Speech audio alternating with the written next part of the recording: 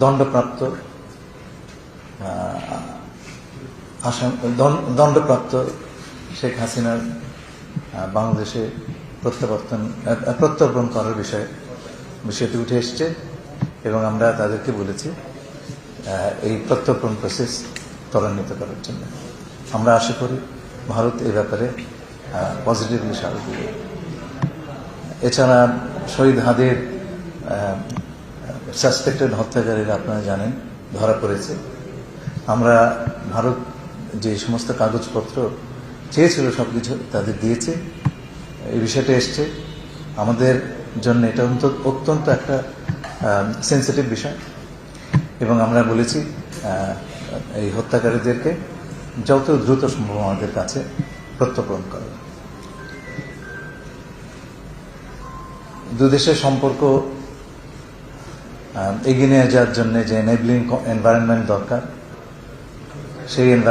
সেই ধরনের পরিবেশ সৃষ্টির ব্যাপারে গুরুত্ব আরোপ করা হয়েছে।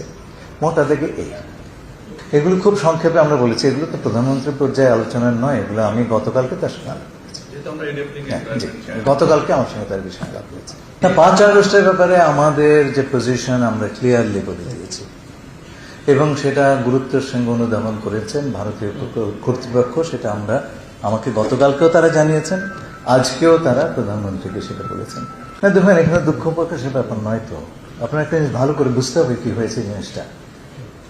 একটা রাষ্ট্রের 3টা স্তম্ভ থাকে: নির্বাহী, আইন প্রণয়ন এবং বিচার বিভাগ, এক্সিকিউটিভ, লেজিসলেটিভ এন্ড জুডিশিয়ারি। দণ্ডপ্রাপ্ত হাসিনা, তার জায়গা হচ্ছে জুডিশিয়ারি। বাংলাদেশের একটা কম্পিটেন্ট কোর্ট তার বিচার করেছে, তাকে দণ্ড দিয়েছে।